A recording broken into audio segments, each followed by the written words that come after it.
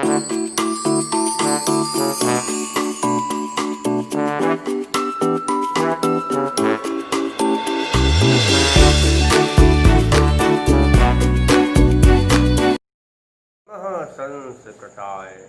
संस्कृत कक्षा में आपका स्वागत है।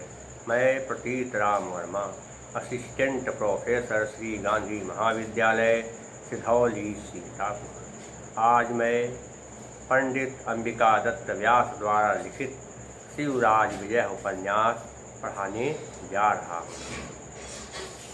पिछले अंक में मैंने पढ़ाया था कि ब्रह्मचारियों के गुरु से योगीराज ने भारतवर्ष की दशा के बारे में जाना। इसके बाद उन्हें समझा बुझा करके योगीराज तपस्या करने के लिए पहाड़ी गुफा में चले गए। ब्रह्मचारियों के गुरु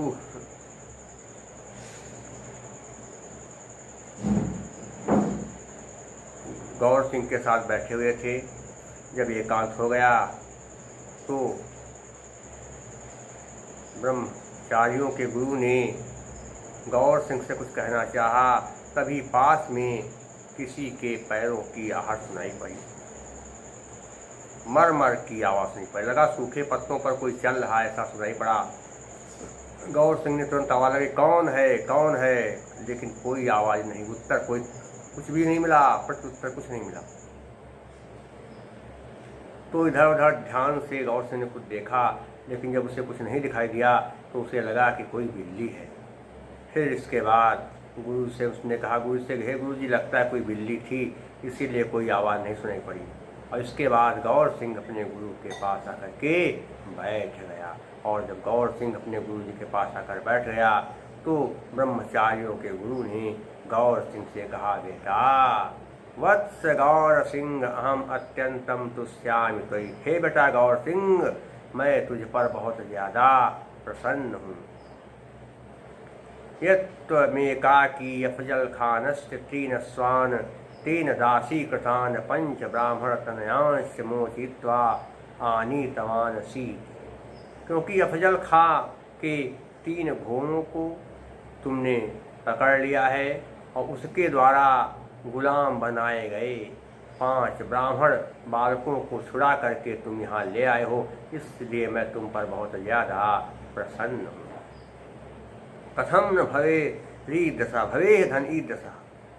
क्या होगा? सज स्वरूप के नियम से विसर्ग कारा बन गया। अरे तुम ऐसे क्यों न हो?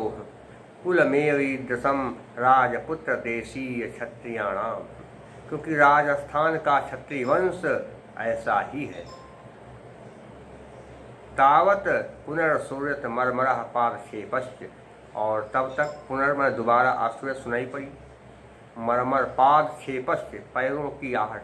क्षेपः धंचा, विसर्ग नियत के नियम से विसर्ग का सामने है। बता चुके हैं, यदि विसर्ग के बाद खर किसी वर्ग का पहला दूसरा अक्षर आए तो संधि करने पर विसर्ग के स्थान पर सा बन जाता है। तो क्षेपः धंचा बन गया, विसर्ग का सा क्षेपश्च, दंत सा बना। और दंत सा के बाद चा है, इसलिए इस्तो स्तना इच्छा के नियम से दंत सा का तालव्य सा बन गया। तो तब तक उन्हें दोबारा सूखे पत्तों की मरमर ध्वनि और पदचाप की आवाज सुनाई पड़ी। ततो विरम्य मुनि स्वयं उत्थाय प्रोच्च शिलापीठम एकम आरोह। इसके बाद मुनि ने बोलना बंद करके स्वयं उठ करके एक ऊंची शिला पर या एक ऊंची पहाड़ी पर चढ़ करके निपुणतया परितः बड़ी चतुराई से चारों ओर देखा। और पश्यन्नपि, देखते हुए भी कारणम किमपि नावलोकयामास। एक शिला पर चढ़ करके तो उन्होंने सब कुछ देखना चाहा, लेकिन उन्हें कोई कारण दिखाई नहीं पड़ा। किस चीज़ का? पैरों की आहट का कोई कारण को दिखाई नहीं दिया।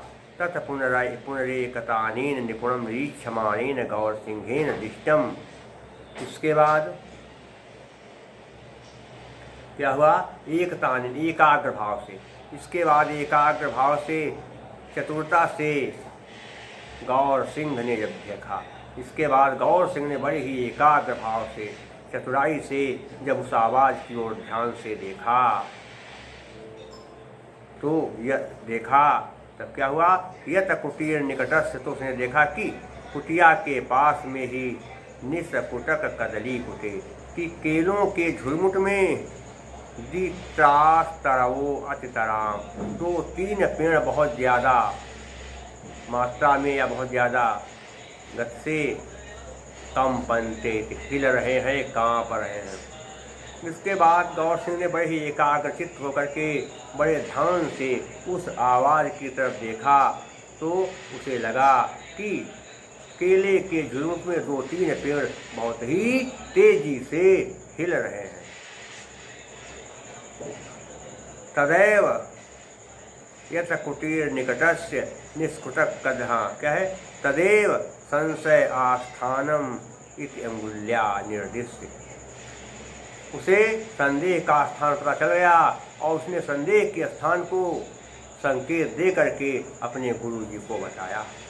और फिर क्या किया, कुटीर वली के गोपित्वा, और कुटिया की जो है छप्पर में गोपित्वा छिपा करके स्थापिता नाम रखी गई, आसी नाम तलवारों में से एक तलवार खींच करके उसी दिशा की ओर चल पड़ा जिधर पेड़ हिल रहे थे। और फिर क्या हुआ, रिक्त हस्ते नैव मुर्ना, खाली हाथ ही हस्तेन धनेव बन गया, हस्ते नैव वृद्ध से एक आय बन गया, खाली हाथ ही मुनि पृष्ठतो अनुगम्यमाना, पीछे पीछे चल पड़े। और जब गौर सिंह तलवार लेकर के उस हिलते हुए स्थान को चला, तो उसके पीछे पीछे खाली हाथ गुरु जी भी चल दिए या चल पड़े। पृष्ठतो अनुगम्यमाना, नहीं होगा पृष्ठतः धन अनुगम्यमाना, पृष्ठतः ता में आ पर विसर्ग, उसके बाद फिर छोटा है, यदि छोटा आ पर विसर्ग हो उसके बाद फिर छोटा हो तो अतोरोर प्लुताद प्रत्यय के नियम से विसर्ग के स्थान पर ऊ बन जाता है, तो बन गया पृष्ठतौ, ता में आ के बाद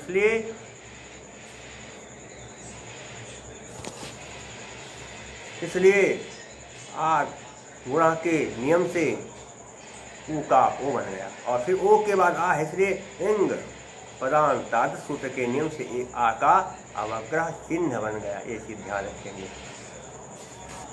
क्या हो गया, आ का अवग्रह चिन्ह बन गया। क्या हो गया, ब्रह्मचारियों के गुरु ने गौर सिंह से कहा, बेटा गौर सिंह, मैं तुम पर बहुत ज़्यादा प्रसन्न हूँ, क्योंकि तुम अकेले ही अफजल खां के 3 घोड़ों को पकड़ लाए हो और उसके द्वारा गुलाम बनाए गए 3 ब्राह्मण बालकों को, उसके द्वारा गुलाम बनाए गए 3 ब्राह्मण बालकों को छुड़ा करके ले आए हो। अरे तुम ऐसे क्यों न हो, क्योंकि राजस्थान का क्षत्रिय वंश ऐसा ही है। तभी दोबारा सूखे पत्तों की मरमर ध्वनि और पद चाप की ध्वनि सुनाई पड़ी। तब बोलना बंद करके मुनि ने स्वयं उठकर एक ऊंचे शिलातल पर चढ़ करके सावधानी से चारों ओर देखा। और जब उन्होंने देखा, किंतु पदचाप का कोई भी कारण उन्हें दिखाई नहीं दिया। इसके बाद एकाग्र मन होकर गौर सिंह ने सावधानी से निरीक्षण करते हुए देखा कि कुटिया के पास जो गृहोद्यान है उसमें केले के पेड़ लगे हैं, तो केले के झुरमुट में 2-3 पेड़ बहुत ज़्यादा हिल रहे हैं।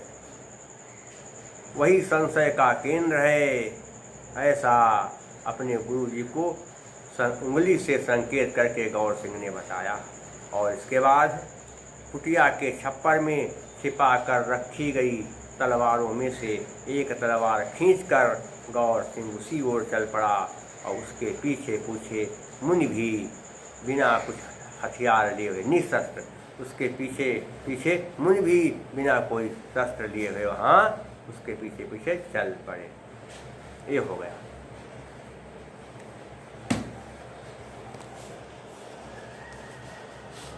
के बाद क्या हुआ, ध्यान देना है तीन अश्वान, कितने अश्व हैं? 3 घोड़े। तो 3 त्रयाणाम अश्वानाम समाहारः, त्रयाणाम अश्वानाम समाहारः। और इसके अलावा मोचित्वा में लेप प्रत्यय, कत्वा प्रत्यय है, मोचित्वा में कत्वा प्रत्यय। तनयास में तनयाधन च विसर्णीय साह के नियम से विसर्ग का सा, फिर इसको इस्सा के नियम से दंसा का तालब सा। ब्राह्मण तनया क्या बनेगा? ब्राह्मणा नाम तनया षष्ठी तत्पुरुष समास। और क्या होगा इसके बाद देखेंगे। पादक्षेप में पादस्य क्षेपः, पादयो क्षेपः, एक पैर नहीं, पादयो क्षेपः, पैर 2 होते हैं इसलिए पादयो क्षेपः।